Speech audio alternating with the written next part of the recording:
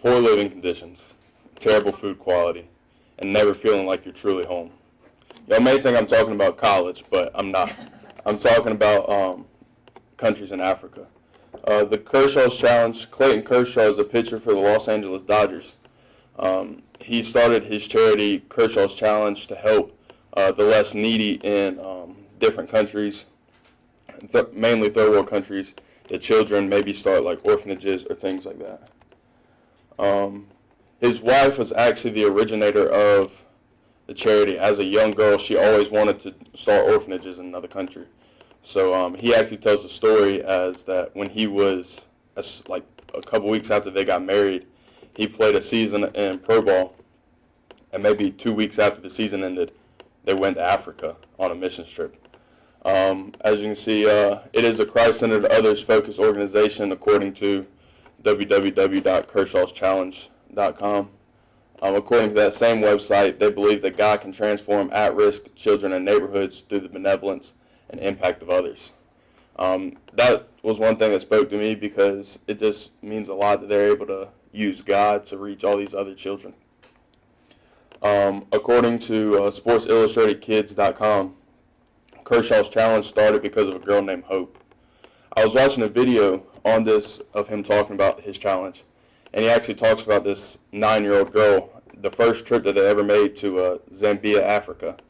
This 9-year-old girl was the first person that he met when he was there, and she was battling HIV. She really didn't have a home. No one really loved her, and they just really grabbed hold to her and really loved on her. What does Clayton Kershaw Foundation do? The foundation builds homes and orphanages for children in third world countries. They do some work in America, but not as much because a lot of children in America are already supplied for. The first children's home was built after Hope, which is this girl right here, and they named it Hope's Home, and it was built in Zambia. How can we help? We can pray. That's a pretty simple thing that we can do. There's a lot of children in Africa and other parts of the world in third world countries that really are struggling with, they don't know where their next meal is coming. They don't know where they're going to sleep that night. They don't know where their family really is. They just kind of wander and get in groups and try to support themselves. We can volunteer. I know it would be actually kind of difficult for us to volunteer as Bluefield College students because it's based out of California. But they do different parts around the world. They do different missions trips that we can volunteer and go on, or they also do have different trips that they travel around America. And I know they did like a ping pong tournament for charity type deal. We can also donate. You can buy different Kershaw Challenge merchandise. There's shirts, hats, beanies, pants, think of it, you can buy it. And then we can donate for a particular mission that they're about to go on. One, you might think that since he is a Major League Baseball player that he can just afford it himself. Why should we donate? He actually does donate a set amount of money per strikeout each year. So I think this year he had like 237 strikeouts in his season.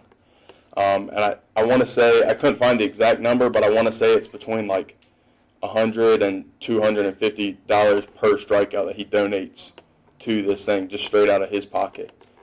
Plus he pays the supporting cast that is needed out of his pocket.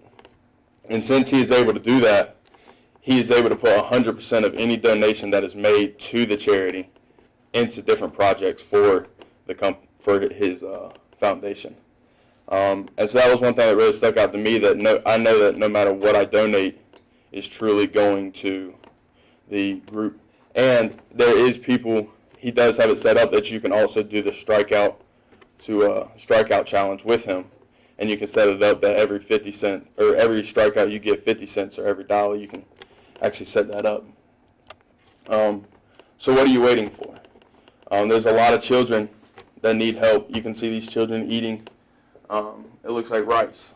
We have rice almost every day in the cafeteria, and we take it so much for granted. These children just look happy just to have clothes.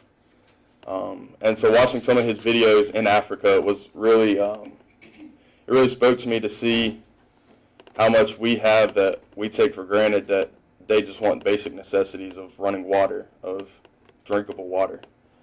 So what are we waiting for? We can make these children have a better life. Thank you.